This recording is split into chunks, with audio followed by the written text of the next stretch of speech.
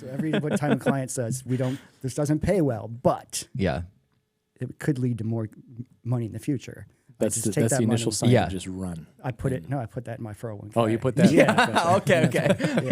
I like that. And it doubles with time. Yeah, exactly. It pays dividends. Yeah. Well, that's a good intro to our podcast. Intro that is currently underway. We are here with Matt Love of Love Creative. Mm-hmm.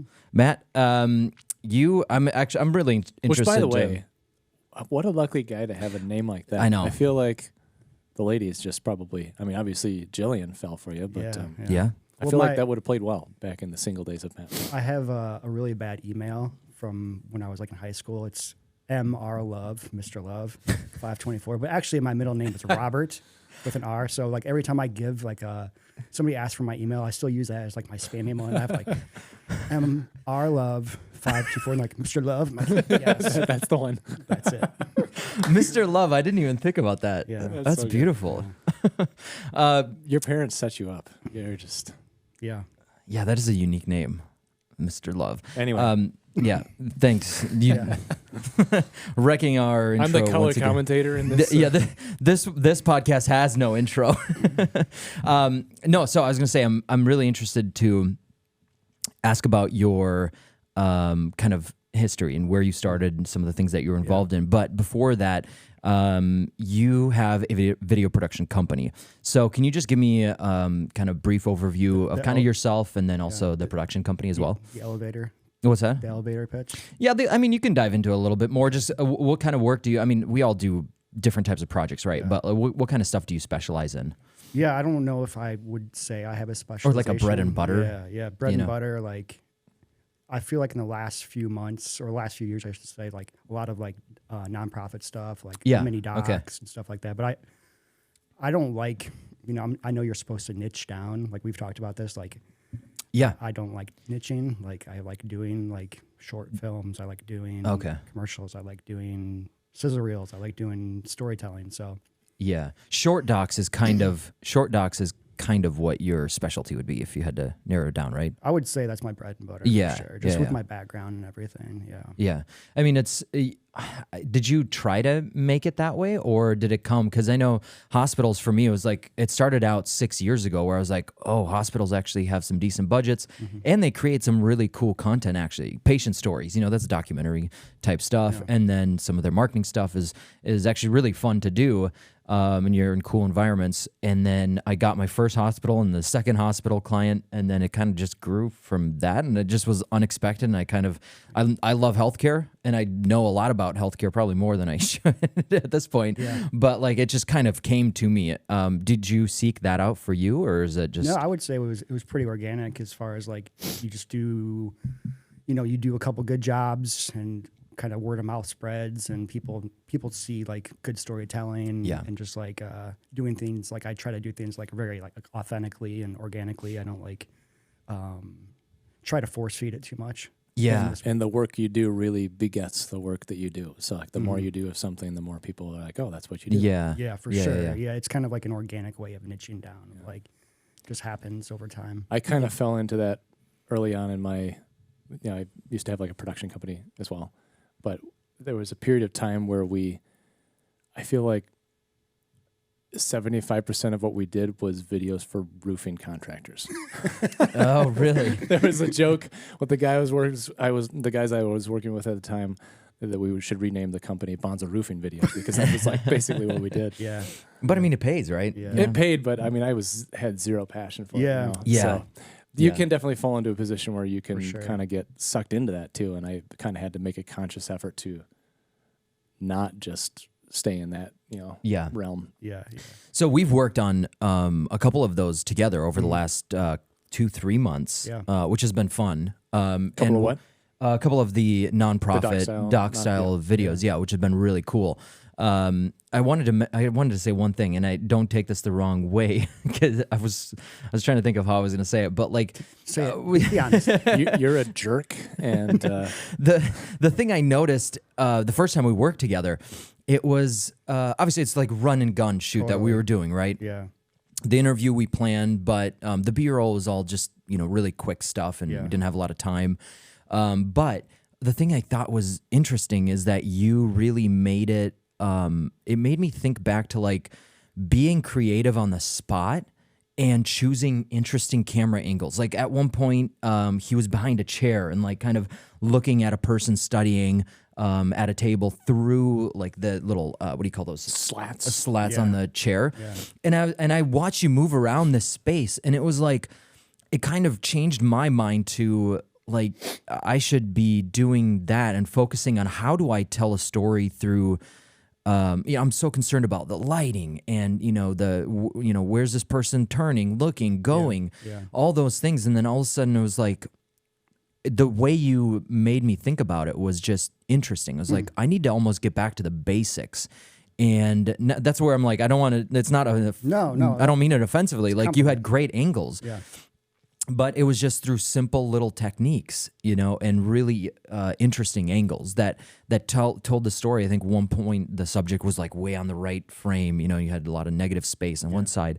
And I just thought it was really interesting how you did that. Yeah, I think obviously it's project specific. Like all of us would love to take like an hour to set up every single shot and light it and make it beautiful. Yeah. But my background, like just to go back to my background, was news. Like that was my first job. Like out of college, I like packed up my car and moved to Las Vegas. It's a whole other story. Vegas. Oh, yeah. Where are you from originally? I'm from Dixon, Illinois. Oh, Dixon. Okay. Yeah. But I was going to school at NIU, got my degree in media studies, but it was hands-on. It was a little theory. It was a long time ago when media programs weren't like what they are now. Yeah. So it was like tape to tape. Maybe we got to do some nonlinear editing. Blah, blah. Yeah. So how did you find out about this Las Vegas? So I moved out to play poker, actually. Oh, no. Yeah. Oh, wow. Yeah. So me and my friend. This is a whole side of Matt This I've is a never whole heard other about. story. Yeah. So me and my friend were like, we were winning in our local poker games, and we're like, obviously not real smart or mature at the time.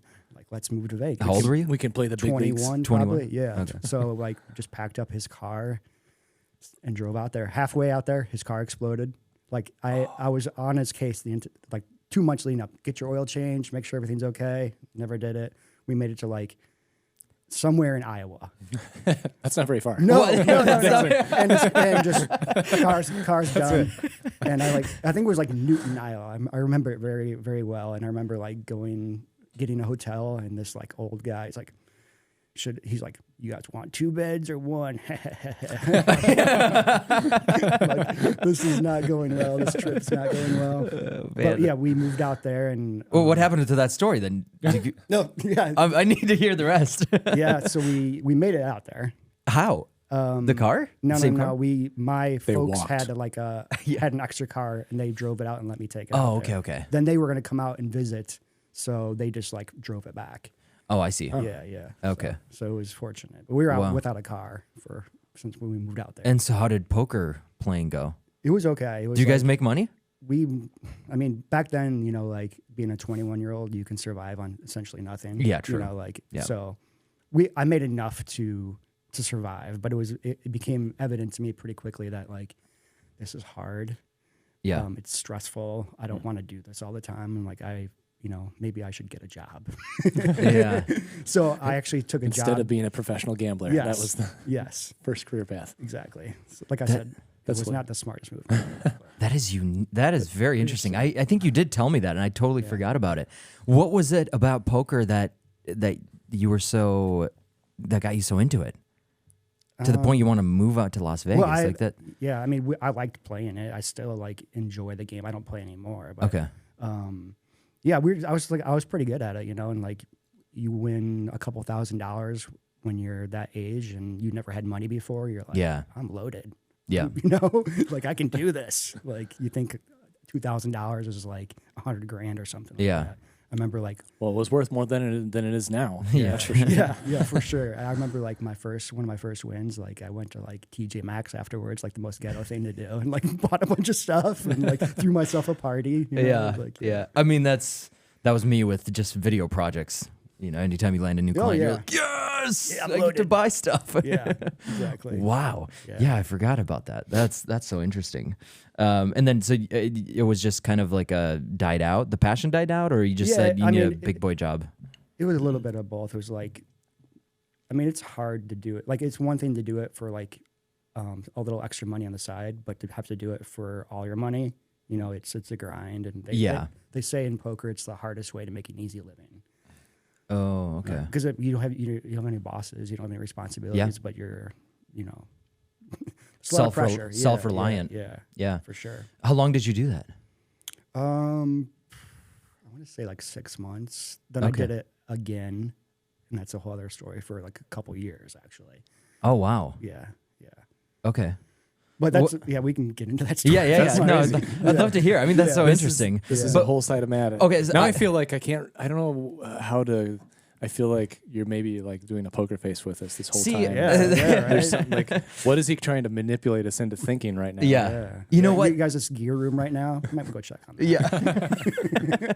All your gear is gone. It's not mine. But maybe that poker mentality has helped you with client relations, I would imagine, in some way. Yeah, I feel like I've always been good at just understanding people, like observation. And it's a big part of it. Yeah, for sure. And I think it definitely has being able to tell when they're nervous about a number or they're bluffing. I think it's just like, oh, yeah, we don't have a budget for that. When you're like, oh, I see. They actually do have a budget. But. Exactly. Yeah. No, I mean, I think that's just like everyday business, like that sort of thing happens. Sure. But I do feel like when people are being dishonest, I can pick up on it pretty quick, you know, and that's kind of a blessing and a curse.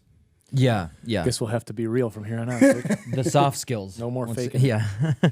But the soft skills, like, you know, we've been talking about on the podcast. It's like half of our business is just those soft skills that you can't put a number on. You can't put, man, it's getting cold in here. Is it too You cold? with your wool sweater. Yeah. Actually, it's half wool, half alpaca. Get it right. But if how you do must you know? Okay. How do you think? What are some of the things you would look for? You know, in poker, is it just those like glances, or is it just like feeling out a situation? Well, I will say Tells. Like that's the only thing I know about poker is things I've seen in movies, right? Yeah. So the game's changed like so much in the last really 15, 20 years where like it's not like people they don't play on tells anymore. They play like an optimal strategy. And that's a whole other rabbit hole to go down. it's like football teams going against football teams about the plays more so. Yeah, it's about making the optimal play, you know, every single time. Even if it's wrong 30% of the time, if it's right 70% of the time, or if it's wrong 49% of the time and right 51% of the time, you're profitable. Playing the odds. Exactly. Yeah. So it's, and like I said, the game's changed so much. I'm completely out of that world. I couldn't even tell you how, but these guys are really, really good now. Yeah. What did you learn most about people through that experience? I mean, so 6 months and then 2 years after, that's a fair bit of time. Yeah. Is there anything that sticks out to you? Yeah, I guess like it's just not a great world to be in. I would say, yeah. In my like experience, and when I was playing too, we played. You know, we lived in Las Vegas, but we played a lot online too. So okay. Yeah, we'd play online, then we'd walk up and play at casinos, and because I lived like right across from the Hard Rock when I lived out there. Okay. Yeah. Would this have been the 90s? Early 2000s? Early 2000s? Yeah, probably like, I think I was out there 2004, 2003 to 2008. Okay, I'm not that old. I mean, 98 to 2004 is not. Victor's a baby. Anything before like also 2010. I know. Might have well been the 1800s. It was your birthday last week, wasn't it? It was, yeah. Yeah, happy birthday. Happy birthday. I just saw that. Yeah. How old are you now? 43. You're 43. Yeah. Okay. No. Thanks for putting that on You're- public knowledge now. You're got my social security you're a number man. too? You're a man. No one cares about your feelings. That's true. Or just suck it up. Yeah. So interesting. Do you want? I mean, since we're on the topic of poker, what happened to the other 2 years that you were doing it? Yeah. So I'll get back to your original question. Yeah. So I quit playing after about 6 months and got a job at a TV station, and I was the editor, overnight editor in Vegas. Yeah, in Las Vegas. Okay. And it was just like back then it was tape to tape. Like they didn't even have nonlinear. They had one nonlinear machine. Wow. So like learning to cut tape to tape was like. So what's the difference between nonlinear and tape to tape? Well, if you screw up on tape to tape, there's no Command Z. To go back. Okay. Yeah, I mean you can go, put your edit back over that. Essentially, you have two decks. You got deck on this side, deck on this side. like your raw tape is here, and this is like where your export is essentially, and you're putting your video, your sound bites onto this tape in real time. In real time, yeah. So you'll mark an in here, go over here, mark two in and out, and hit play, hit record, and record your piece of video, and then do that quickly. Yeah. But it's the same fundamentals as like normal, like nonlinear editing, in and outs, 3-point editing, you know. So I'll bet when you edit that way too, like a tape deck, right? Yeah, kind of. I mean, I do 3-point editing for sure. And I feel like I'm really fast because I was so used to. Tell me more about 3-point editing. How do you mean? I've heard the term, but I don't think I know what it means. So you got your source monitor and your program monitor. This is like essentially where your raw is. Okay, yeah. You know, and you're putting, you know, and you're looking at your raw, and this is you about to shoot a basketball hoop, and you put your in, and then you come down your timeline, and you put your in and out. So I'm probably not describing this really well. I try to teach people this, and they're like, they just look at me like, what? Why don't I just grab it and then trim it to size? But this is way faster doing it this way. Yeah. And it doesn't have to be like an in here. It could be an out on your timeline and an in and out on your source monitor. Interesting. Yeah. Okay. It's a really quick way to do it. I don't know if I'm understanding what you're saying. Yeah, I'm probably not doing a great job. Do you know what it means? It could just be the Victor slow too. Oh, it's so easy. Victor, it's so easy. Everyone knows it. This is you probably do this to some extent, but it's just that was the only way to do it with a tape deck, though. Yep. Okay. Yeah, you couldn't like drop a piece of the tape and like, cut it and stretch it, and it's like it wasn't. Okay. Yeah, and making mistakes was the worst. Like, you make a mistake. Like I remember like I had cut like this anchor package like on a deadline for like one of our better anchors, and I was like on a deadline and I screwed up, and there's like a black hole in it. So they just come out to him, and he's standing there like,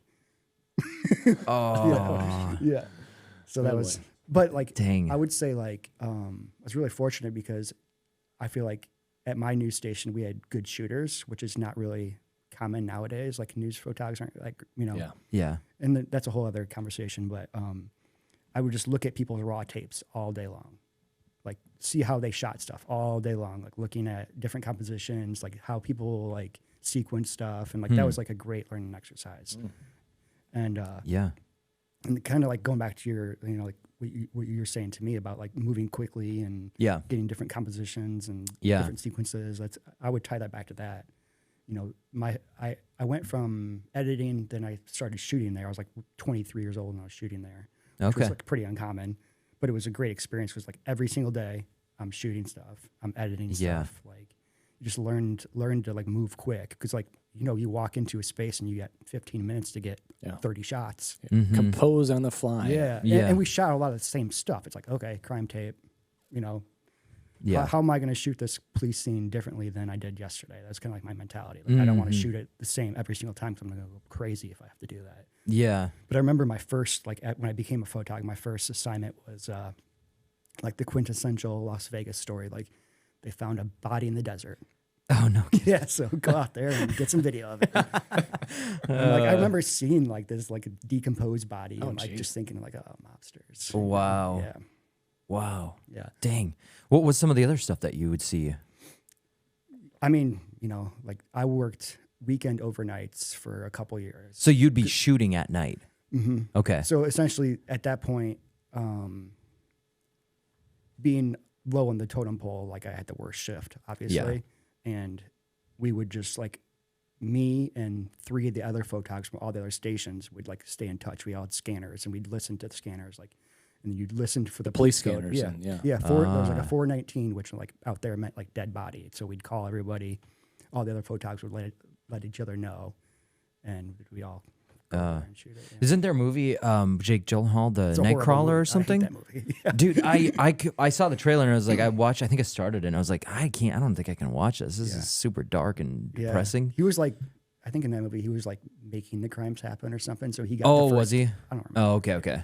Yeah, but he would go out and the news would buy the shots from him. He was basically they call it a stringer. Okay. Yeah. Would you run into those? Yeah, types of they people? still have them. Yeah. Oh, do they? Okay, okay.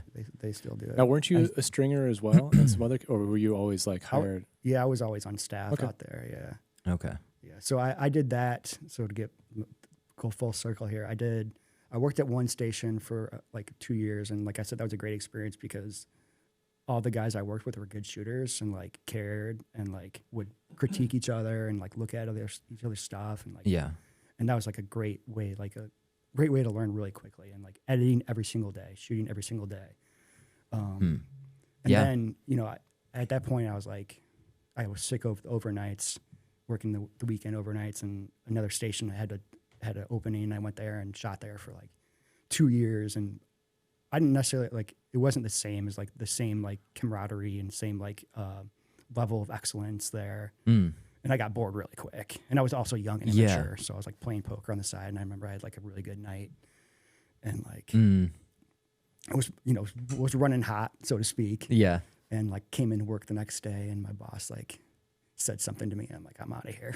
Just like quit. I don't need you. I just won all this money at poker last night. So I did that for another couple years. Just played poker, and kind of fell back into the same thing. Like this isn't fun. Yeah. I don't like what I'm doing with my life. I mean, that's what I would think about news is just how do you get that inspiration to like be creative? Yeah, it's more of, I just don't feel it. Kind of being as a fulfilling definitely job. Not. I mean, the stories are obviously, the content you cover is not fun. Yeah. But I also like, I was thinking about this on the way up here, like 90% of the jobs that we do are like probably not cool and exciting, but you have to figure out a way to make them like to like bring the jobs you do today, you're saying. I mean, just in general, right? Yeah, not everybody's working on like Adidas and Nike ads. Sure. You know, like we're doing talking head videos. We're doing some stuff that's kind of boring. Internal corporate thing that nobody sees, but they have a budget. Yeah, exactly. And just like finding a way to do that, like, and bring passion to that, like that's important. You know? What are some of your ways that you do that?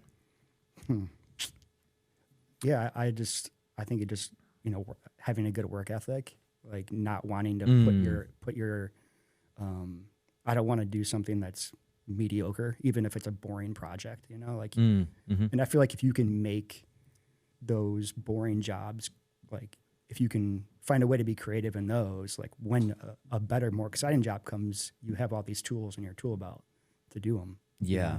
Yeah. And one of the questions I think you're a pretty creative guy I mean, we've worked together 3-4 times now, 3, 4, whatever, somewhere in there.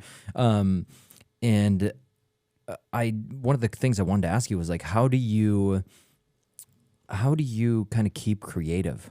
Are these some of the things is it just, I mean, we talked to one guy, Chris, and he's a good friend of ours, and he was like, it's like a muscle. Creativity is like a muscle, and you hear that a lot. But he's like, I feel like I can stay creative because I'm always doing something creative. Yeah. I'm writing, you know, I'm doing little videos on my own. I'm doing separate projects. So do you do anything else outside of like this industry to kind of keep creative, or is it all kind of centered around because you're shooting so much, you just kind of constantly exercising that muscle? Yeah, I feel like it's different for everybody, like what point of life you're into. Like, like right now I have 2 little kids, so I'm not like, when I get home, I'm not like doing passion projects. And like trying to learn new stuff. You know, like I obviously try to learn new things, but not to the point I was like 10 years ago. Yeah.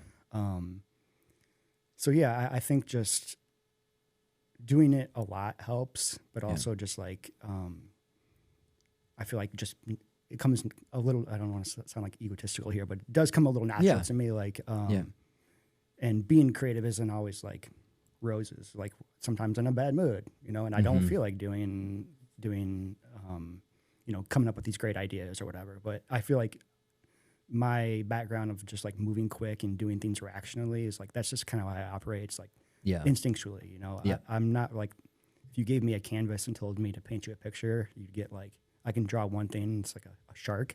That's it. But if you like gave me like, you know, a twig and some of that hair from that doll and something else and said, do something, then I could probably come up with something. Yeah. Oh, interesting. Yeah. That's a tough one. I think for me, I think I need to do different things in order to like stay creative and come up with ideas. If I'm doing one thing for, I think I lost my microphone, Kiko. Too. I hear you.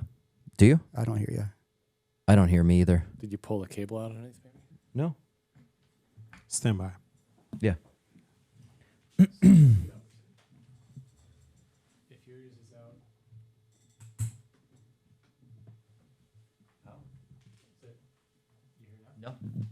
Can you talk into your mic? Check 1 2 1 2. I don't hear myself quite as well as I did either. Yeah, it's not as loud. Oh, there we go. That's back. It's definitely not as loud. No, I haven't messed with the levels at all. You hear me all right though? Yeah, now I do. Yeah, Okay. no. All I right. mean, I think we're back. the levels here look good. So All right. That was a first. Maybe I hope I don't say something really good now and we don't have it. I know. I mean, yeah, we're still on. So Cool. sorry about that. For me, it was just like in order to stay creative and come up with ideas and stuff. It's like if I'm in a rut for too long, I feel just like clogged. You know, like Yeah, they happen. like- Ruts happen, man. It's just part of the. I feel like it's part of it. Like in. The writer's block. Yeah. Sort of idea. Yeah. I mean, I'm curious of like your thoughts on this, like being a gaffer, like that's kind of like your bread and butter to a degree. Like, what do you do? Just make it up. No, because I mean, I feel like a lot I of, depending on what kind of project you're working on, but like sometimes it's just like you're having to interpret people's vision, which is really hard. Yeah, I mean, it depends. yeah. It depends a lot on the DP I'm working with, because some of them, they're very specific. Like, I want a Vortex 8 through, quarter grid on a, 6x and, whatever. So they know exactly what they want. But then there's other DPs that are more like, I want it to feel, bright and airy with like a shaft from this direction. And then they leave it up to me to execute it. And then there's other people who are like, this is the overall feel I'm going for. How do we get there? So obviously, like the last one is the one where I would have the most creative input and control. But obviously also Is that the way you like it though? I like a balance of both because, well, I enjoy that where you're kind of flexing that creative muscle. It is a lot more work too. Yeah. And a lot more stress. And a lot more pressure. More pressure to be like, they're looking to you to be like, figure it out and come up with not only how we're going to technically execute it, but like, how are we going to create this feel? And is what I'm hearing from the DP actually am I interpreting what he's saying in the way that I feel he's talking about? So it can be a challenge. Yeah. But I guess with lighting, I feel like there's largely only maybe a handful of ways that I would light something. And then it's more about adapting that to the situation. Yeah. And then coloring the background. Yeah. So if you kind of distill it down for that, you're like, well, what kind of like these looks am I going to go for? But yeah, to keep creative about it, I don't know. I like to switch up the tools I'm using. So I'm not like, well, I always go for this fixture and this diffusion. Maybe let's. I've seen you do that. Yeah, I was like, I have that one's been sitting in the truck for a while. Let's pull that one. Yeah, out. I love that. It's like I bet we can get something similar with this sort of idea. I haven't used that light in 2 years. Let's try it. Yeah, right? Totally. Yeah. Or they brought this light onto the production for who knows what reason. Because it's not always necessarily my gear. Yeah. Going back to like the Bring this a little communication closer part. to your mouth. Sorry. Yeah, going back to like your communication part though, like I feel like that's the hardest part for me. Is like, especially when we're moving quick. Yeah. Like I have this vision in my head, communicating that to you like quickly, and then being sure that you understood what I said, because you could be picturing something completely different in your head. Yeah. And in the film industry, everyone's got different like jargon. Yeah. For ways they pan. describe different things. Yeah. Pan up, pan down. Right. Yeah. No, nothing is. I shouldn't say nothing, but I love seeing Josiah in his element when he does get to do more of the creative decisions behind lighting too. There is not a more peppy Josiah that I've ever seen than at that point where he's like, oh, let's try this. We'll do this light. We'll key from over here and we'll make this back, effect. It's super fun. That's a fun side of kind of making, even if it's a boring project sometime, more boring. Like that's, the pitching this for my gaffer friends out there. I do love having a crew that like under me to work with too, because I think you're able to sit in a little bit more of a creative seat when you're tasked to come up with the creative, when you're not also the one that's physically having to grab stuff off the truck and whatever. So I do kind of enjoy those roles where I can be a little bit more,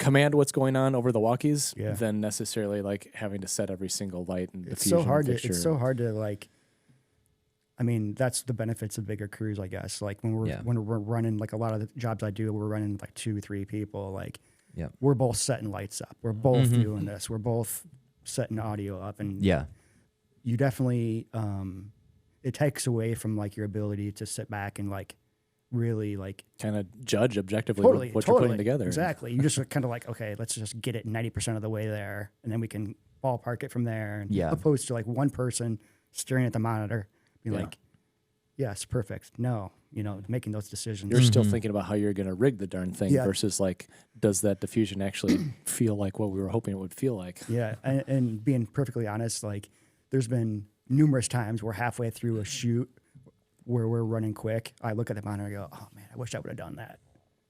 Especially afterwards. It's easy to say afterwards. I feel like that's like 90% of the time.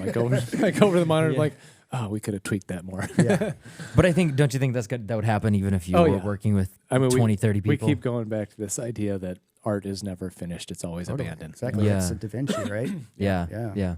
Okay, so now back to poker days. Okay. I'm really excited. Really? I thought this was a production podcast. No. So after the news, you're back to poker for 2 years. Yeah. And then what? So how deep into this story you want to go here? You were in more depending how interesting it is.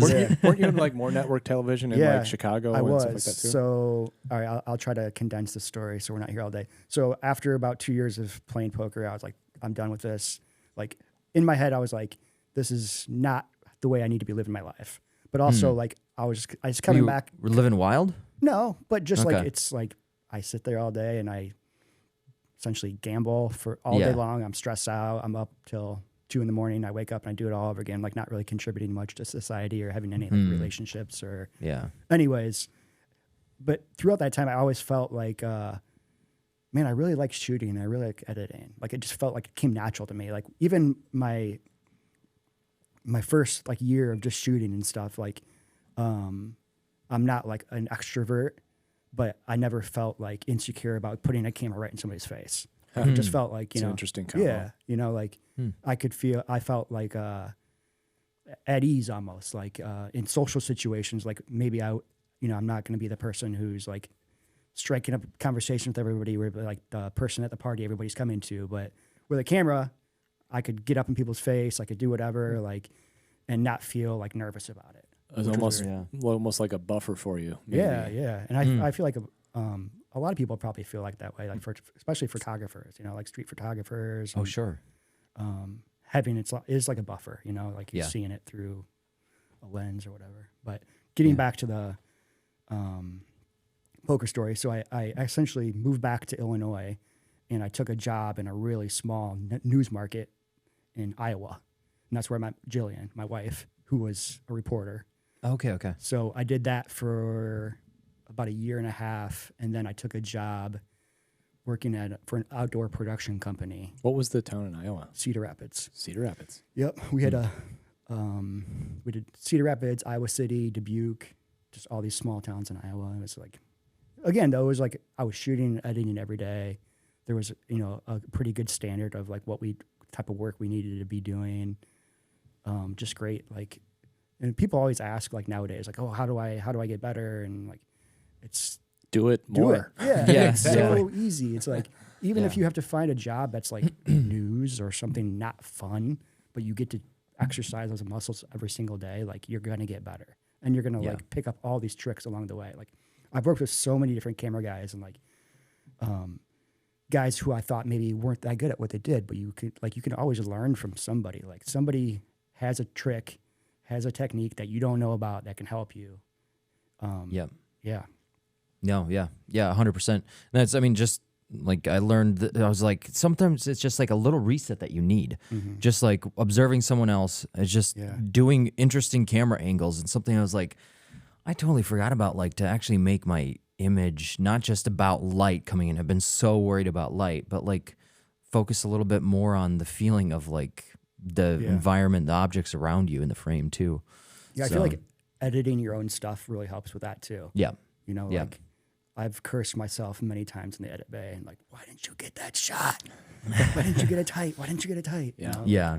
So I think just learning from your mistakes can help. When you're shooting, are you always doing the wide first? What do you focus on, or do you just kind of I think plan it's for just specific, like project specific for sure. But I definitely try to keep like a mantra in my head of like tight, medium, wide. Yeah. I'm always like in my head, like hold your shot for 5-10 seconds. Yeah. Like, cause I'm the type of person, like I want to move quick and get a bunch of stuff really quick.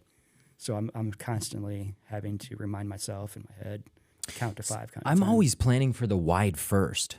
Are you, if you are doing that? I mean, it's so, I think it's like, again, it's so like project specific and like, if it's like doc style stuff. Yeah. You take whatever shot is available. Yeah, exactly. True. Yeah, you have to like walk that balance of like what's available. There's a detail happening right now. It's time to get the tight shot. Yeah, right? exactly. And like kind of what we were talking about in this last project we did, where it was like, it was very much so a doc, but it was also very like cinematic. Like, Yes. like, you know, I had the anamorphic lenses. It was like, And it was such a moody day. A moody day. It And was she had this literally black like trench coat and umbrella. Yeah. And What like lenses were you using? those Irix? crappy serious ones. Oh, Serious Oh, ones? serious. I've heard Yeah. decent things about those. Yeah, they're from, not like, a bad. bunch I of- didn't like. I told him I was like, after the fact, I'm like, maybe I shouldn't have shot wide open with a pro mist filter on a very flat day because I'm like missing focus. Zero contrast. Yeah, but I'm like, and I've told other people this, like I'm like a masochist where like when I'm shooting like running gun stuff, like I try to shoot everything wide open. Like I don't care. Like I can't live at f5. I gotta live at f2 all the time. Yeah. But I pay for that sometimes still. No doubt. No doubt. Yeah, that was a cool project. I mean, it literally, that day, that was fall, was like November. Yeah. November, it was cold. And then it was just like almost like an Ireland feel to it. Just like moisture was just in the air. Yeah. And then so the piece was on Human trafficking. human trafficking. And then, we had this cool setup of like she was burning like an old photo of her out in a park, looking at water. Some artsy stuff. Yeah. And so you're just about to finish that up. I'm really, right? I lost my train of thought. Where was I going with that? Well, we were just talking about Oh, the wides and the tights. wides, and tights. Yeah. What do you do when you did shoot? Because I'm curious. Do you set up for is a wide easier? As a gaffer, I'm wides thinking are about the hardest, wide right? first because that's where we have to hide the lights most. The wide first. Yeah. And I like Yeah. to light bigger the better because then you don't have to move so much around for the tights. Totally. Yeah. Okay. That's what I do too. As like a shooter or Well, that's if I'm like in a hospital room and let's say we have about this space of a podcast room, I'm always setting up for the wide first because then I think, okay, well, we can just move in. It's a lot easier to move in lights rather than out for sure. and start. But anyway, But in a dock situation, you might not even be lighting. Yeah. Barely. True. lighting. So Yeah. it's True. Like you're maybe throwing something in the ceiling or whatever. Exactly. Like, Yeah. Or just Hollywood and something, like if you're lucky. If you you're know? lucky. Yeah. So now, with the project, did you have a title for that project that we worked on? Just the client's name. Okay. Yeah. So what was your kind of inspiration behind all of it? Because it was pretty, like, you put in quite a bit of thought, I Yeah. think. It seemed like it anyway. Yeah. And that's tricky. Like a lot of the doc style stuff is you're just like reacting, you know, like Yeah. what, you know, you could walk in there and you think the story is about X, but then they start talking about something else and it's not about that anymore. You have to follow the story. Yes. You're not like telling the story Yeah. Yep. outright. So like, I feel like I had a very specific vision for that, the story we're talking about. Like I had this vision in my head and I want to stick to it. And it, you know, she stayed course most of the time, but sometimes she kind of went off course and I was like trying to fit that like very cinematic, kind of what we talked about. We have all these very cinematic stuff, but then like this kind of like, you know, guerrilla filmmaking doc stuff that has to be in there because it's part of the story. So like I have these like, you know, like these really cool anamorphic landscape shots of her walking. And then like maybe the next shot's kind of like a, you know, shaky camera. I want to She's see picking this thing. something up. Yeah. Yeah. Is it done yet? It should be done this week. I'm just waiting on some sound for it. Okay. Yeah. Cool. Yeah. I'm super excited. Yeah. And you know, I don't want to get too much into the story and the client, but it's such a unique job that we do, you know, because you interviewed this person for an hour and a half or something like that. And it was some heavy, heavy stuff. Yeah. and like, and you were the interviewer as well. Yeah. And yeah, it was a heartbreaking story. And you're having to, there's just a lot that you're having to do as a director and cinematographer in this case. You were doing both. So it's like you were having to adapt to the story, and then you were this is a person who has trauma. gone through serious trauma. Yeah. And so you're having to emote and try to get that connection established, but at the same time thinking about story. Yeah, it's tough. It is tough, and it's such a be sympathetic, but also you got to get the story out. Yeah. I mean, that's an art form in itself. Totally. I would love to like be on a fly in the wall on some of like the bigger like docs and see how people get sound bites like that. You know, because like you said, you're walking this line of having to be sympathetic of people's emotions, but you also like you want to get emotion from them. Yeah. Like how to do that like in an ethical way.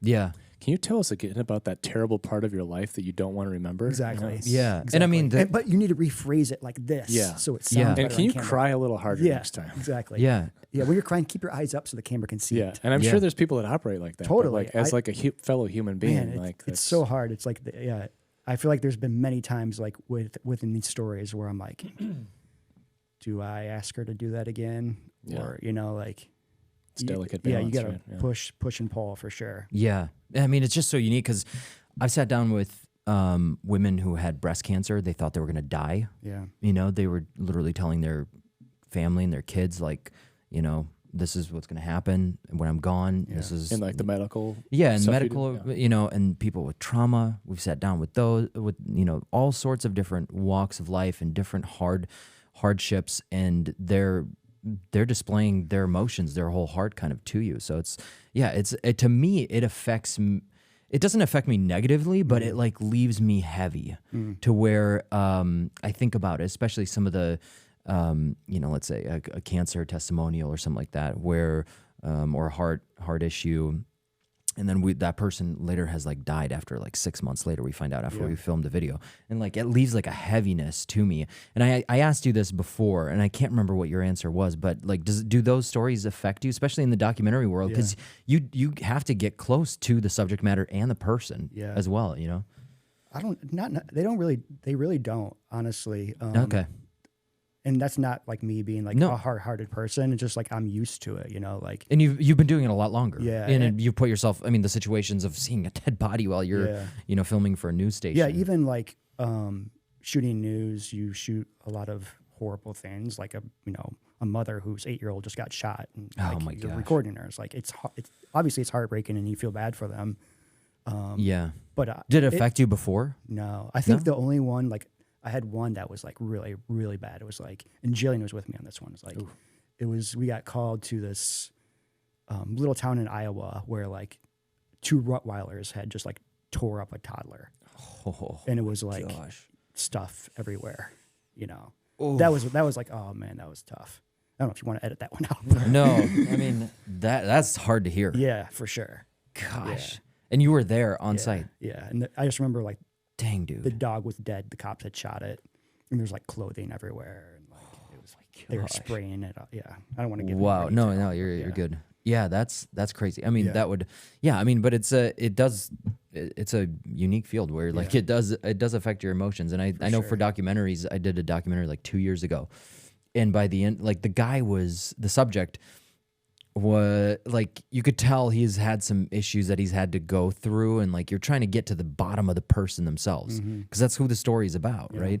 But sometimes like it's just the connection's not there, or they're not wanting to be completely honest with you. So it's just finding these like avenues of how to get the story Ask out. the same question 100 times. Yeah, exactly. Yeah, and then just try to get that rapport and that connection too. Do you think your wife has helped you with kind of the interviewing skills?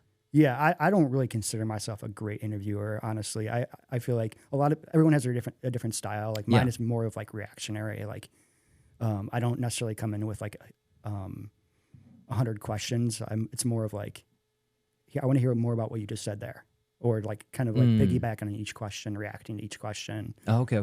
But I think also my experience like in journalism, like I worked with some good journalists, like doing investigative stuff and like special projects, like hearing somebody how they phrase questions, and like it's like I've heard people say, you know, it's a conversation, but really it's not a conversation. You're trying to get them to say something pertinent to the story. You know? And sometimes, like I said, that's having them rephrase the question, or you rephrase the question and they have to re-answer it 5 times because you need them to say it the right way. Yeah. And then walking that line of making sure it's like still like authentic and they're not rehearsed and not reading from a teleprompter or whatever. You know. Yeah. Interesting. Have you done any longer format documentaries, or is it usually shorter form?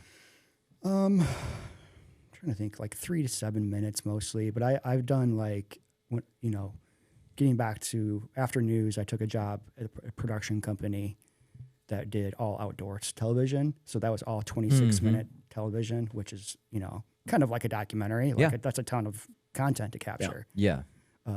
So yeah, I would say. Did you edit those too, or just No, film? just film. Okay, just film. Yeah. How did you get into that role? Just apply for a job. Oh, really? Honestly. Okay. Yeah, it was all the content that we created was on Sportsman's and Outdoor channel. I really didn't know what I was getting into, honestly. I just wanted to get out of news, and I wanted to keep doing what I was doing. And it was actually like all fishing, all hunting, and like shooting stuff. And like I'd never been exposed to hunting ever. Like I like to fish. Yeah. But like I know about this. Yeah. I think maybe the last project we were on together, Matt literally caught like a bass. Oh yeah. Really? Yeah. we were shooting in the river, and next thing I know, we had a pole there because one of the scenes required a guy fishing. Oh, and I look over and Matt's like got his fishing pole in the water, and he's reeling in his. It was a bass, right? Yeah. A smallmouth bass. Yeah, I was pretty proud about Bass that. are good. Yeah. We had it on camera. Yeah, and Josiah captured it. No kidding. On his social media account. Yeah. So I was kind of hoping that was what was for lunch, but I don't know if you want to eat one out of that river. But yeah. So because that's an interesting. You traveled a lot for that role, right? Yeah. So what are some of the places that you went with that job? All over the world. Yeah, I did. I only did it for full time for probably like 3 or 4 years, but been to like that's a long time. We would average like 180 days on the road a year. Holy wow. cow. Were you married at this time or pre-marriage? This was pre-marriage. I was gonna say that's a tough life. Totally. Yeah. But we like, I mean, I've been all over Alaska, Kodiak Island with the brown bears, like wow. Lived on a boat in the ocean for 2 weeks. Mongolia, lived in yurts for 2 weeks, didn't take a shower for 2 weeks there. That was a funny story. That's awesome. Yeah. Like, Victor knows a thing or two about yurts. I do. Do you really? Most people don't know what yurts are. Yeah. My yurt was in Austin, Texas, in the backyard of a mansion. I don't think that's basically the same thing you're doing, right? The bed was on the ground, though. Yeah. That was awesome. That literally was the highlight that's definitely of my year a young almost. man's game, though. For sure, man. Even like, yeah, it is. And there's a lot of guys that are older than me that I work with that are still doing it. And probably still single. Yes. Or multiple times divorced or something. Yeah, it's hard, man. But it was a great experience. And kind of getting back to like inspiration and like art in general, like I feel like life experience is such a big part of that. Like even going through hard things or like witnessing hard things, but also like traveling, doing cool stuff. Like that's inspiration. Yeah.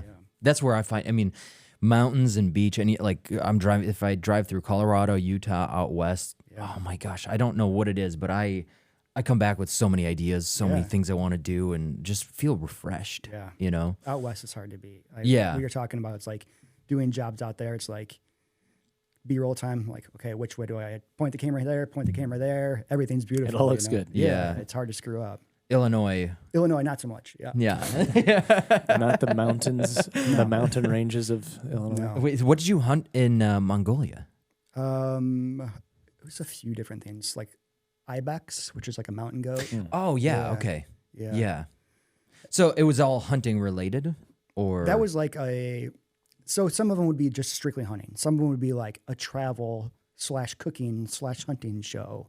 Like we did this one show, it was like called Dead Meat, where they like, the chef was the host and we'd go and kill like not exotic, but like things that you wouldn't necessarily always eat. And then he would prepare them as a chef would. Wow, which was interesting. cool. What Yeah. network was this on? Was it cable or what was the? It was on Sportsman's and Outdoor Channel, Oh, okay. then like some of those Yeah. other like obscure Yeah. ones. Yeah, but we Okay. did one of my favorite one was we did a show called Border to Border, and we started the whole premise of the show was we're gonna camp all the way across the country, and we're gonna only eat what we kill. That's and cool. Even we're the gonna be crew? outside. like the Yeah, we didn't, it wasn't that strict. Trust Okay. me. We had stuff. had some But we McDonald's. started on the border of Mexico and New Mexico, and we had this tricked out Jeep with like a camper on the back, and it was super Dude. cool. And we drove all the way to Washington, got on a ferry with the vehicle, went to Alaska and stayed in Alaska. It was like 40 something straight days. Dang. Holy cow. That So was what was the crew for that? Me, Just you? Yeah. You did sound as well? I did everything. Wow. Yeah. That sounds so fun, dude. It was What great. a legend. Yeah. yeah, that sounds so fun. It was cool. It was actually a really unique exercise because the next year we did season 2, which was we followed Lewis and Clark's trail. And Oh, cool. Yeah. In the first season, it was all like, it was just doc style, man. It was like just reacting. The second season, we tried to set up stuff a little bit more, and it just fell flat. Oh, It just- really? It just didn't. It wasn't as good, like Huh. because we're not working with actors, we're not working Yeah. with like location scout. We show up and we're like, yeah, let's try it here, and just it just Boy, didn't the work. patience you must learn from those situations. Because it's like, I mean, we do that in production a lot of times too. It's like sometimes you haven't scouted a location, or the client's like, oh, this location will be great, but nobody's been there, or they don't really know the person. They don't You're wanna locked pay for a out. tech scout. Yeah, right. So it's like that's a lot, that kind of patience wise, number one. Yeah. And adaptability. Like Yeah. you get into a room and you're basically instantly having to film, I assume. Yeah, and good battery management too. Yeah. no doubt. Media was- management. So was that like Betacam or like what were you shooting for? No, it DV was cam was or- like one of those DVs, like Yeah. those Sonys or those what were they called? The real popular Canon ones, like the XL1 or XL2, something like that. Yeah. Oh, okay. Yeah, but that was also like when the 6DD and the 5D were just like kind of getting popular. Oh, okay. So I had that 6DD with me Oh, interesting. as a B cam. Yeah. Wow. But I still have the trailer to that to this day, and I'm like still proud of that. Is that work. something we Yeah. can pull up somewhere? Yeah, yeah. I What, can find how do we search it? I don't know. I might have to like send you a link. Yeah. Okay. Airdrop it to Kiko. Right now? Yeah. Okay. Yeah. Yeah, that I mean that sounds yeah. This Keep talking. Keep talking. Come on. that sounds like awesome to me, to be able to travel and see. It just offers you such a different perspective of the world and meeting new people. Like you met Tribe in Mongolia. Yeah. Slept in a yurt. Yeah. That's freaking crazy. Yeah. And yeah. I mean, how did Jillian not fall for you? Mr. Love and say, Yeah. you know, I travel all over the world, babe. no pun intended, but the deck was stacked against her for sure. Jillian is great too. Yeah, you guys are you're- gonna have to have her on. Yeah, for sure. definitely. Your wife is awesome. Obviously a reporter background. She's, Yeah. I think, a great writer as well. Yeah, She's she is a good writer. written, I think, a couple things for me back when I was producing more. Yeah, we were talking to my MMA coach Jim. He also does video production, and he's like, doing hard things just builds you as a person, right? And that was just kind of like a lot of the things that he focused on was his perspective, and it's like, this applies here too, because it's like that's not easy to travel and film on the fly constantly, and be in unusual environments, like people you're not used You're not to. sleeping in your own bed. Exactly. Yeah. Like that builds like the character that you need in order to run your own company, Yeah. eventually. Yeah, I would kind of simplify a lot of the travels we did is like we would just say, get comfortable being uncomfortable. Yep. Because That's a good one. Yeah. you're going to be Yep. uncomfortable. Yeah. Like we would, it's kind of like polar extremes. We'd be staying in some like 5-star resort with like amazing food, and the next week you're sleeping on Uncle Larry's basement in Missouri, and, like, eating gas station tacos Yeah. every single meal. And the next one, you're Wow. in negative double digits in Alaska. Yeah, yeah, Well, he said out of all the travels that he did, he said Illinois is the coldest place. yeah. There's something about Illinois cold, man. I'm telling you. Yeah, we were It's the we were worst. just talking about this last week because that was I like was the just working 17 on below. connecting back to the Dubuque and Iowa connection. I was just working on a film in Dubuque a week or two ago. I can't And we- find this video. Sorry. No, oh, No? too bad. We'll find it later. Yeah, we'll find it. Post a link in the description. But yeah, it was like negative 18 degrees. Like that's cold snap we just recently had here. There's nothing you can do to stay warm. No. You know? But I remember one night specifically, like I was, gaffing the project. Great grip I was working with. Nick Kaiser, shout out. It was just so bad this one night. It was just frigid cold, like double digits negative. The wind was blowing. It had snowed when it was that cold, so it was drifting like sand. It was just like, it was so bad. It was like, yeah, let's do it. Like, let's embrace just power man. through it. Embrace It's like, I don't care. Like, Yeah. bring it on, Mother Nature. Yeah. And we were, Embrace and the we, suck. and we couldn't park that truck, or we were told we couldn't park the truck right outside the house. We had to like park it in this lot across the street and walk all the G&E equipment over. So, Oh, jeez. but I mean, good I think times. it's just like one of those things. There's like those sort of jobs. There's like, you have to have a good attitude about it. Yeah. Otherwise, once you get in your own head, your mindset is everything. you're done. You could be like, oh, this sucks. Ooh. They're not paying me enough for this crap, Yeah. whatever. And it's Yeah. like, but then you're just making yourself miserable. And Yeah. It's very easy to get down, but it's just a mental game. And it's like a lot of the jobs too. It's the same thing. It's Yeah. like trying to have a good attitude going in no matter What do you the tell yourself circumstances. when you're in those situations of like, oh, this sucks? Good enough, you're smart enough. Yeah, you was kind. you was Stuart- smart. Stuart Smalley. You wouldn't get that. That's probably too. No, I was thinking of I've watched the film. I don't remember. What what's it called? it's like it's like African American, like Yeah, I don't remember. yeah. Anyway, no, Well, I you know didn't what I'm get talking your about, reference. Saturday Night Live, the Stuart Smalley, when he looked in the mirror, he'd be like, "You're good enough.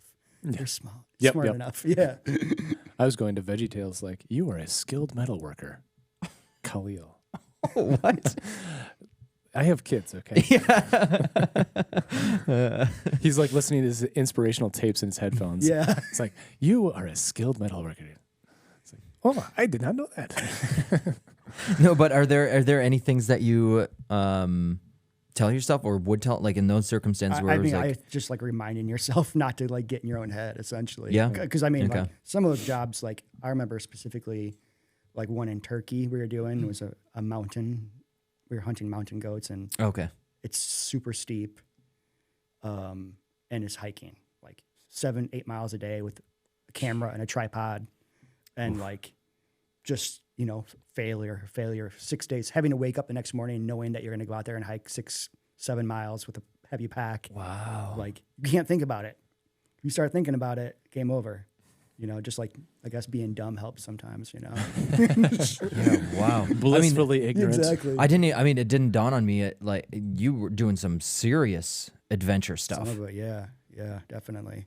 Wow. Like even when we went to Kodiak Island, and that's where the biggest brown bears are. Yeah. I have a picture of my hand next to a track, and they're huge. Like we saw a couple that were 50 yards from us. Like. Ooh. And when actually we were up there, we had a helicopter. Bring go this a over little us one closer. day. Yep, we had a helicopter go over us one day, and it turns out a hunter had gotten mauled by one, like a couple miles from where we were at. Wow. Yeah.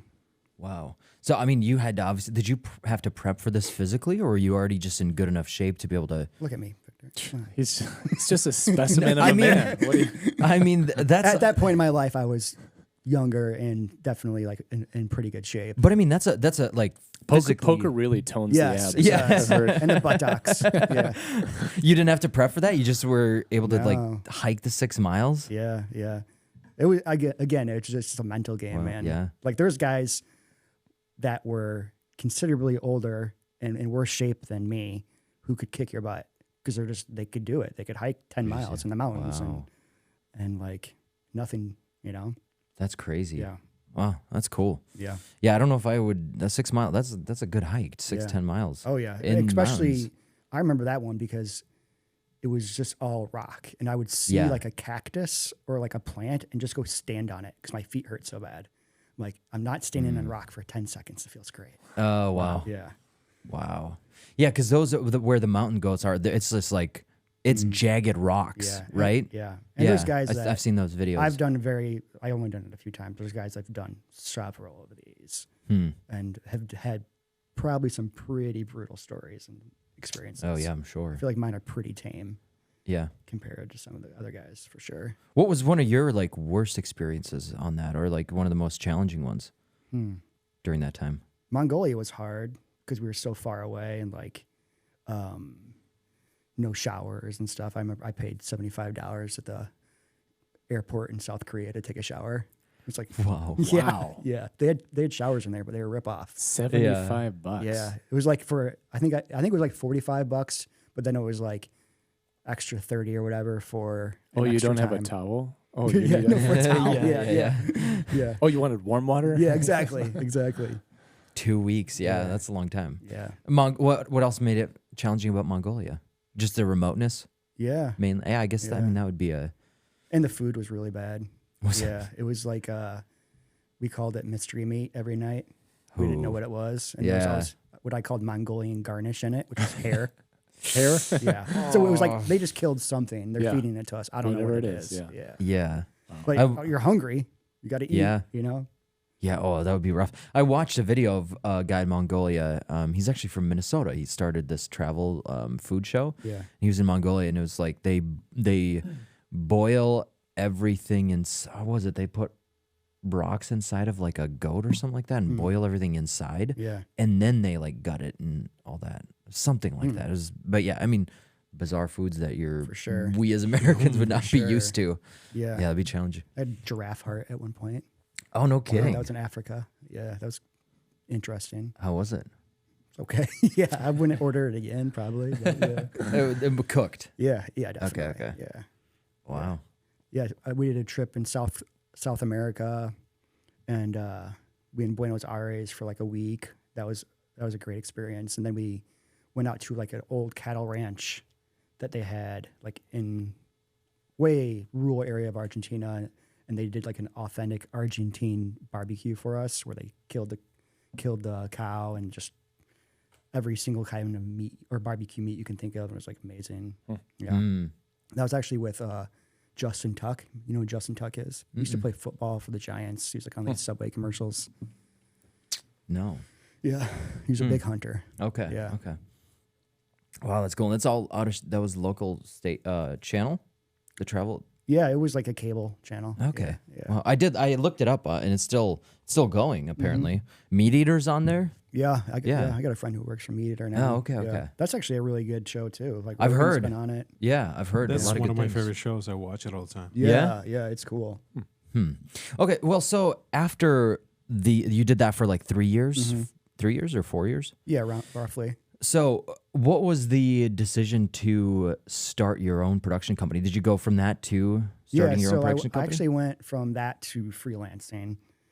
Okay, I was okay. just freelancing, and that Like was a freelance camera op or freelance pretty much news? just just essentially cam op and like editing a little bit, kind of like everything essentially a freelancer does to survive. And I did that for a couple years, and that was like when I had just gotten married and had a kid, so I was like, can't really travel anymore. Yeah. So Okay. So I kind of just like honestly just kind of like slowly morphed from that into a production company where it's like you want to start handling everything yourself. You see ways to make projects better, or you learn from people the way that they've done things and want to apply that to your situation. Yeah. So how long have you been married now? Jillian, if 10 you're watching. years? Yeah, this is 10 years. Yeah. Okay. Yeah.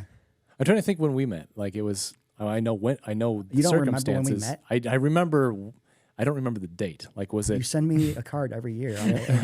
Right. So it was through Shane Hurlbut's academy in yeah. Chicago. Oh, This was right. called Shane's Inner Circle at the time. Yeah. Yep. I remember that. Yeah. You put a event on it. Yeah, I was helping organize his events Camera at the ambassador, time. right? Yep. And you, I think that was the first time was the one you came and you like presented some materials. Yeah. Did you do something for Telemundo? Yeah, that was for I was telling you, Kiko. Yeah. I thought he did something for Telemundo. Yay. I did. So See, it's a real network. But they're it getting is The real deal. It's a great network. Yeah, I when I was freelancing, I also freelanced for NBC in Chicago, Okay. doing news and like special projects. And, Okay. They also own Telemundo, so Gotcha. like I started working with the creative director there, doing like their little ads or whatever. Yeah. essentially. Yeah. So that was cool. Yeah, we would work out of Harvey's old studio. Oh wow. Yeah, and they had all these old tungsten lights, like super old with like Fresnels, mold 2Ks and all that stuff. Yeah, but it was cool, like working in news when we just had tungsten, like learning how to use tungsten and light with Fresnels. Like even to this day, I love tungsten. Yeah, I do too. It looks so good. As you'll see from my gear room, I still have shelves of tungsten stuff I use. Sometimes. I feel like it's a matter of time before it comes back in style, right? You know? In vogue. Yeah, exactly. Yeah. That's a good point. Yeah. So basically, it was just kind of out of necessity. You didn't want to travel anymore. You were freelancing, and then started your own production company for those reasons. Just I wouldn't say. I mean, obviously, there's like financial like incentives to having your own company and some freedom as well. And I think that was pretty hire much, and fire clients and work with be really mean to crew members when I can. But I the power. Yeah, the power. That's what drew me in. You got me. Yeah.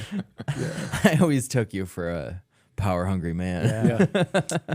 Yeah. No, I mean they call him the dictator. Yeah. I'm actually going to be hosting this show from now on. So yeah, that was a serious power move. Right there. It was. By all means. Just 2 weeks, Victor. 2 weeks. Yeah. He's putting in your 2 weeks for you. Exactly. Yeah. Your 2 week notice. Yeah. I left a box out there for you, though. Thank you. I lost track of my thoughts. Sorry. No, you're good. The production company.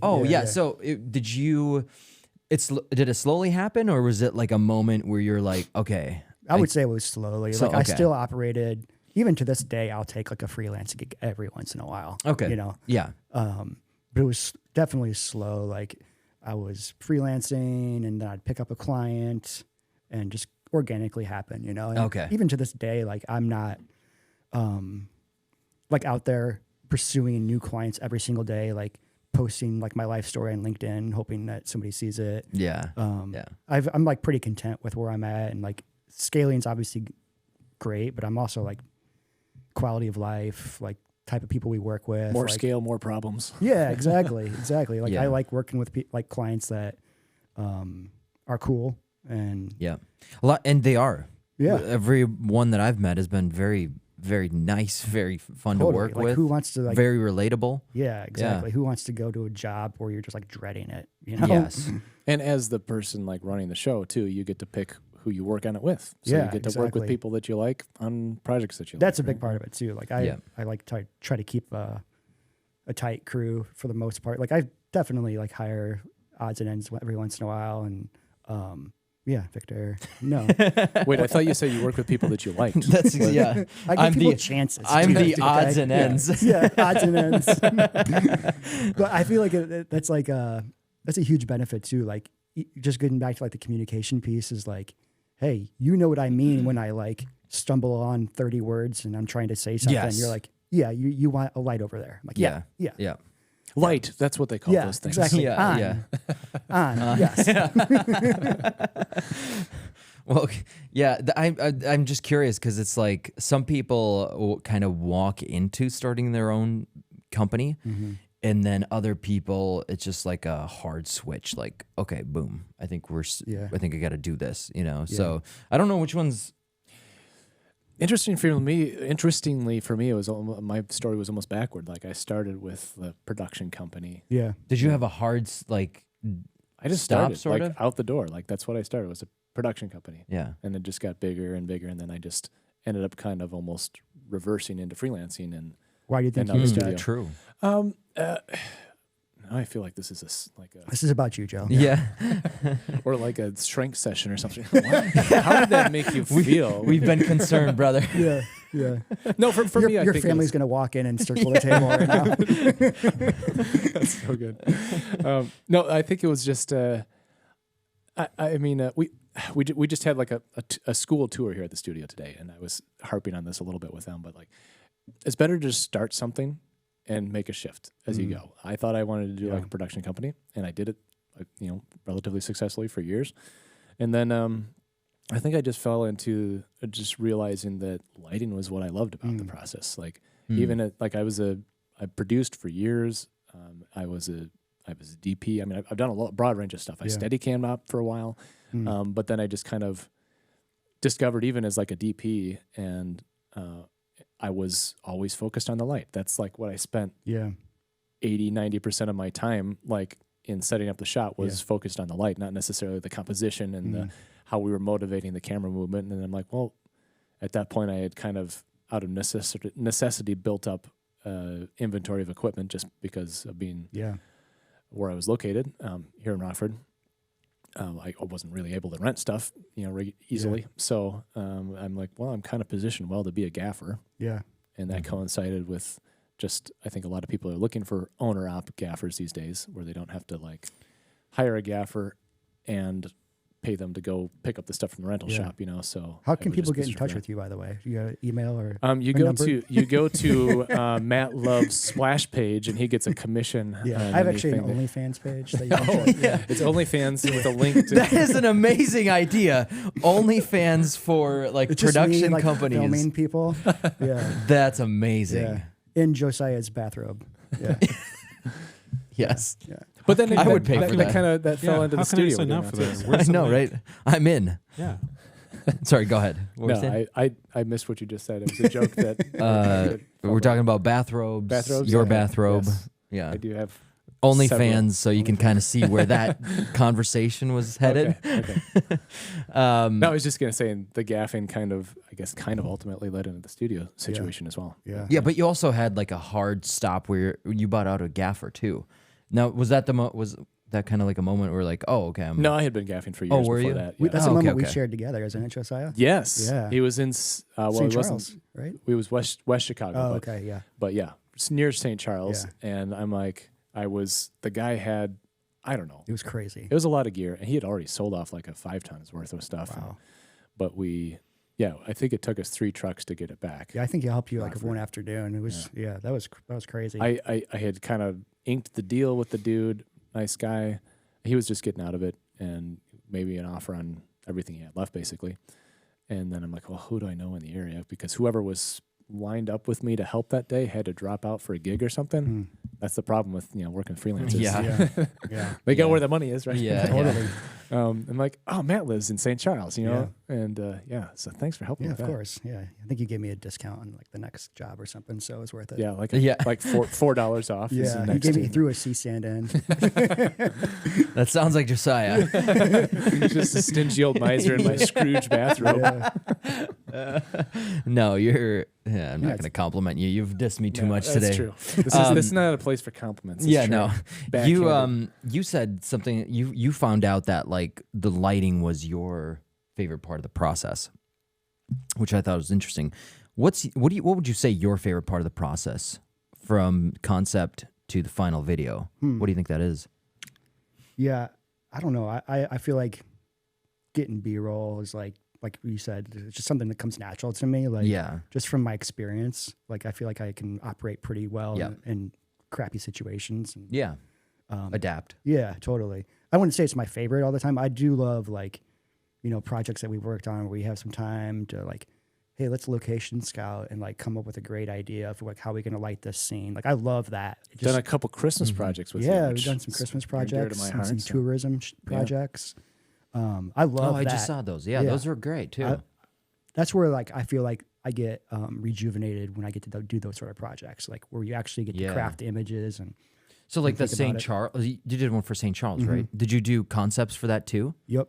Really? Okay. Yep. Yeah. So your wife wrote them, right? Like a couple of them she wrote. Them. Yeah. Okay. Yeah, she wrote a couple of them, and some of them are definitely concept heavy. We have a great idea, and sometimes like it's a little bit more reactionary, like we're changing day of, and like the latest one we did, we had an idea, then afterwards we're like, I think we need to voice over this. It just wasn't quite enough. So yeah, but that's what's nice about having flexibility, in post, and have clients that are cool, like kind of let you trust your vision, trust your instincts.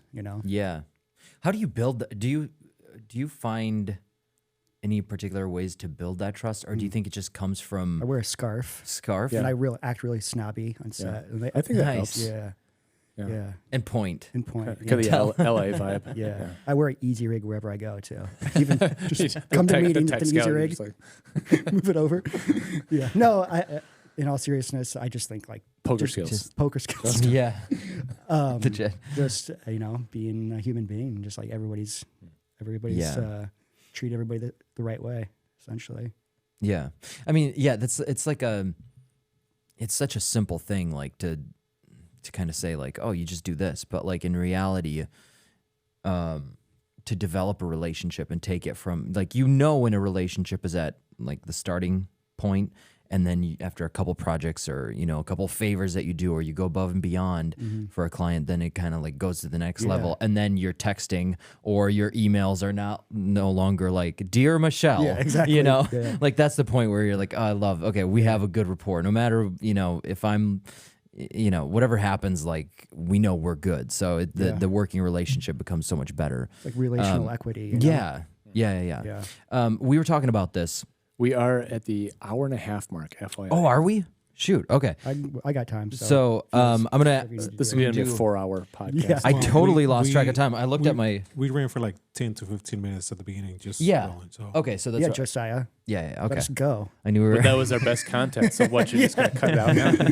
For the last question, then to wrap this up, we were talking about before marketing a little bit and how you also. I find myself being involved in like even though I'm a video production company and a freelancer, like I end up being involved in hospitals' marketing strategy plan because video closely relates to the rest of their stuff too, right?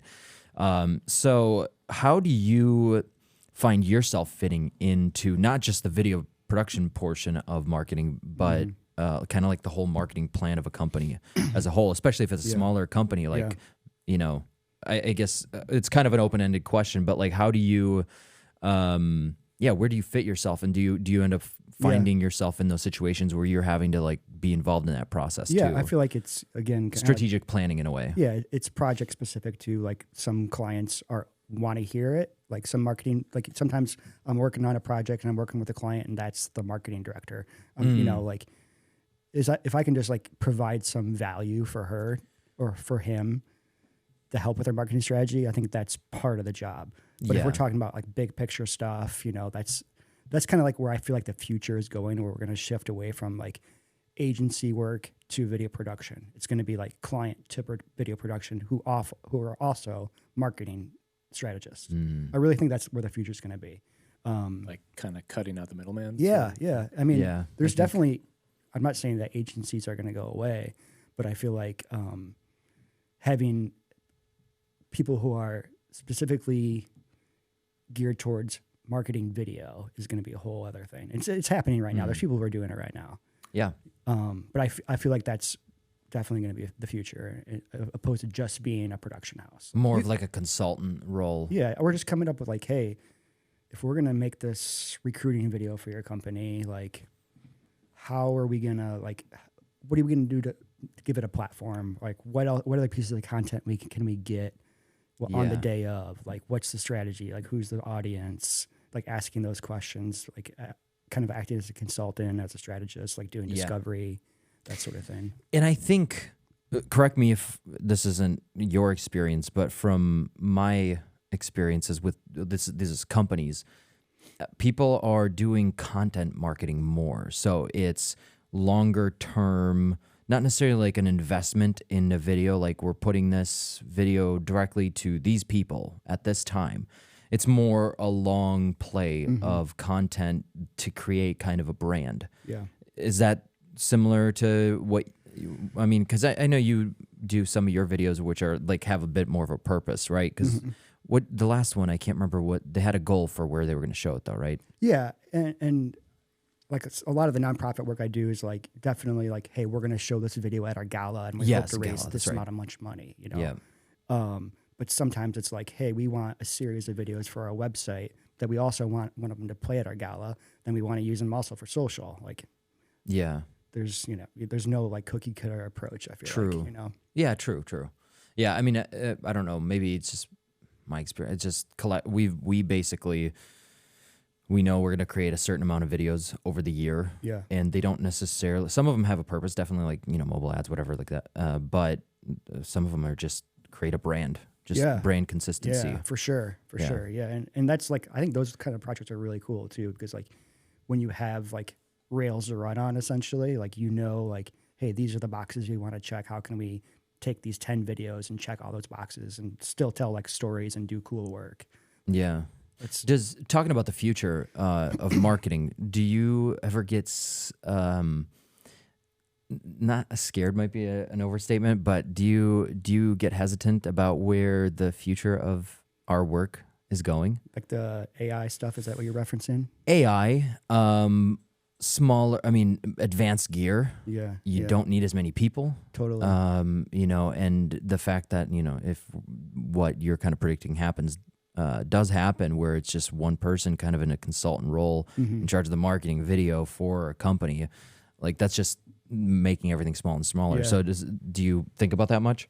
A little bit. I'm not concerned about it because I feel like, and you guys probably can speak to this as well, is like a lot of our jobs problem solving, like walking into a room and like figuring out how we're going to shoot in this horrible white room, or like, the person, there's so many problems that come up every single day on shoots. It's like, it's navigating those is like half the profession. It's not necessarily like creating amazing images and storytelling. And it's like, how do we solve these problems?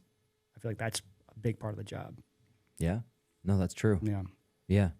How do we move this couch through that door? Because we need to film here. Like, we're half like furniture movers sometimes, Yeah. For me, the AI stuff is definitely a consideration, but I'm like, some people who we had, was it Chris, who was like, you're always going to need storytellers? Who was it that said that you're going to always need people like to tell business stories? I can't remember. We had somebody on the podcast recently. Somebody said that. We were talking it was about insightful. Yeah, it was. Yeah. But at the same time, I'm like, man, like we were just talking about Munch for podcasting.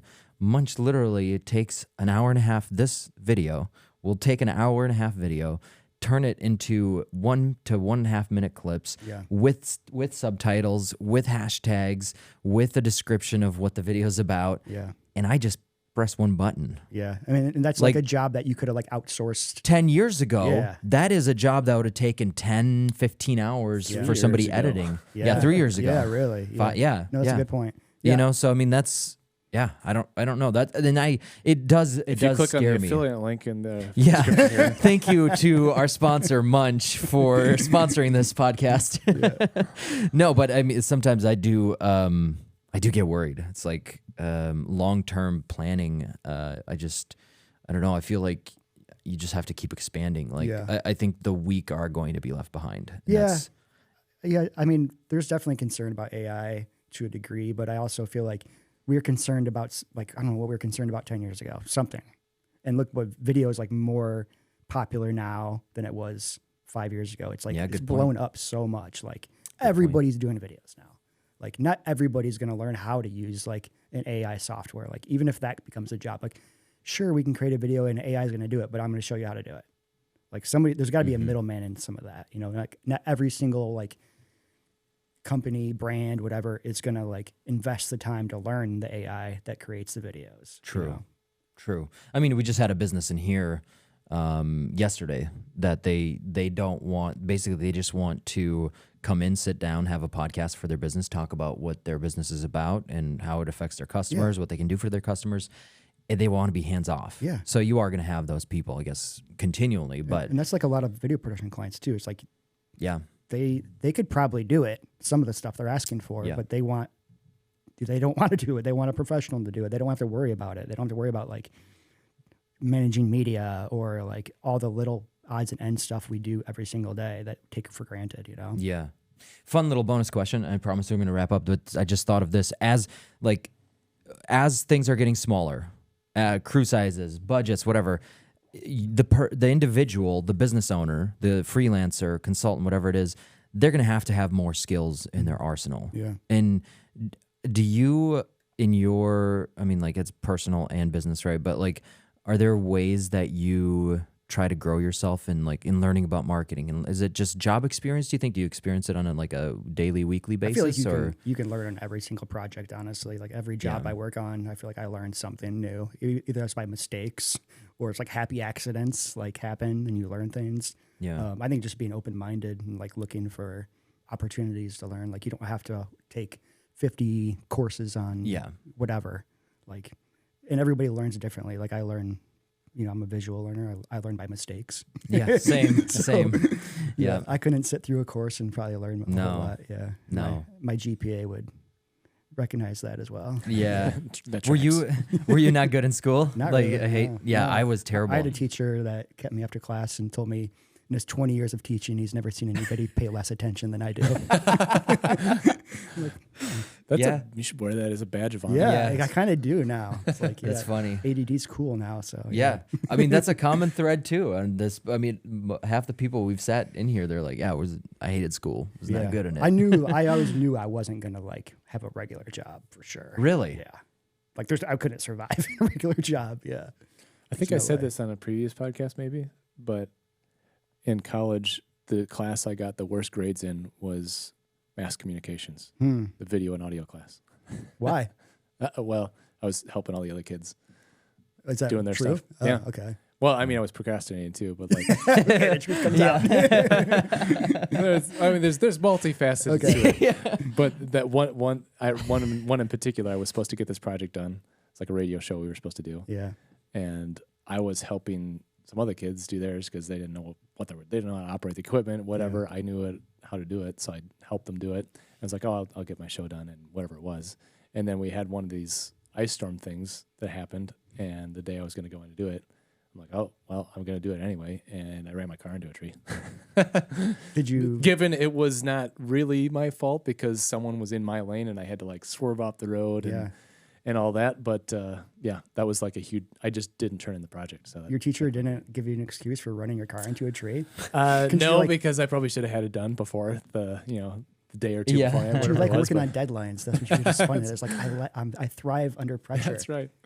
There was other factors too, but just the fact that I feel like the grades in school have so little effect on how many people do ask you like what your degree was before they like sign your project. Exactly. Yeah. Never. Like, a client has never asked, I don't think, where I've gone to school or anything. Or what's your GPA? It's usually what's that? What's your ACT score? Yeah. Stay in schools, kids. Yeah, this is exactly. School is important. I love what you said. Like you knew you were going to have a regular person job. Yeah. Why did you feel that way? I don't think I would survive in one. Honestly. Yeah. I mean, I've had regular jobs. I've had a lot of horrible jobs too. Yeah. Like manual labor jobs and stuff. But just like a 9-to-5 corporate job, I like autonomy. I like freedom and independence, and obviously like being able to do different stuff every day is like a huge blessing. Yeah. No. Yeah. I mean, I knew I knew I wasn't going to be able to fit into this like mold of our system early on, and I just didn't know why. We're just a bunch of rebels, basically. Yeah. But it's such a confusing. It's my hat. Yeah, it's such a confusing time, where in like mentally it confuses you because you're like you see all my friends, my family, everyone I knew regular 9-to-5. Like I had no example for a business owner. Like I had no example of entrepreneurship. Yeah. So.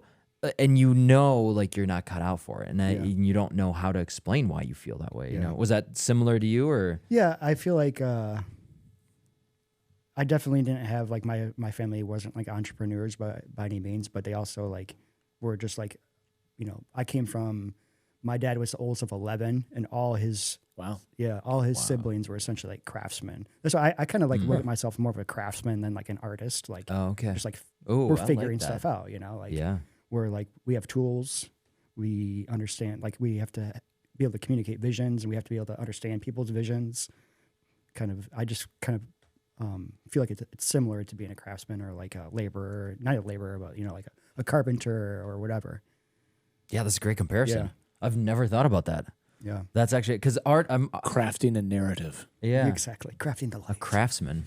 Yeah. Wait, so they were sort of entrepreneur. Yeah, to a degree, but not like big business owners of like freelancers essentially. Okay, yeah. Okay. Yeah, I mean my dad did have a side business, I guess, but yeah, I mean it's a tough when you have no like set example or direction of where to go. It's such a difficult thing. Yeah, some people definitely have I don't want to use the word entitled, but have better opportunities from a young age and better like plans and strategies. Yeah. Yeah, just that example and the encouragement. But also, I feel like there's like learning it on your own and figuring stuff on your own. That's that's. Yeah. There's a positive you're right. If I did even have that example, I mean, I studied other people, but I don't think it would have been the same because I'm like you. I need to learn by mistakes. Yeah. And I need to like make the decision and then figure out, oh, this is the consequence of that decision. Yeah. The faster you make the mistakes, the faster you learn. Right? Yeah. Or just recognizing mistakes too. Yeah. Not repeating them. How long have you had your production company? 8 years. 8 years? Yeah, I don't really know exact dates. Like when I was, I've had a website for like 8 years, I guess. So that makes me professional. That's right. Yeah, that's as it. soon as that's up, that's when it starts. Yeah, that's just life got great right when I had that URL. Yeah. I just checked out your Instagram too. Oh, I love your Instagram. Thanks. It's like it's unique pictures on there, and I love seeing like it was just a kind of conglomeration. Would that be a word? Conglomerate, like a bunch of different, a bunch of different types of photos. Like some people will be like very consistent. Yeah. Yours were all. What is really your unique. handle on Instagram? Do people still say that? Matt _R_love. I don't know. I just honestly, typed in Matt and I found you, but I thought Instagram was like cool when it was just pictures. You know, it used to be like cool pictures. Now it's like you got to have podcast videos. You got to have videos of you on a podcast. Honestly, now. the videos do still kind of annoy me on Instagram. Like, do they? Even though like that's what I do. Like, but I mean, the reels are one thing, like, or the lives. That's cool, whatever. But it's like the ads and all the other crap that's on Instagram now. Yeah. It's like Facebook. They're getting ridiculous. Yeah. Yeah, no, but I just thought I looked up your Facebook and also your Instagram. I was like, guys, I love that Instagram. Thanks. It was like, it's very cool. Yeah, there's it was some like, really sweet pictures on there. It was like a bunch of photos that I took like during COVID when it was, like, the city was like abandoned and stuff. Okay. Yeah, a lot of them were like urban, like lonely type. I'll go nostalgic. through like phases where I'm like, oh, I'm gonna pick up my camera and take a bunch of shots for 3 months, and then I don't touch it for 6 years. Yeah, like I go through these I'm gonna read a lot of books. Yeah. Me the first week of January. Yeah. And then that was gone. Yeah. Then I'm watching Netflix or something. Yeah. Learn just as much though. Yeah. Sometimes. All right, Matt. We got to let you go. Cool. We've been going for a while, almost 2 hours. Do you have a tag out? Our tag out is no. This is the most unplanned. Actually, we've been trying to work on the outro.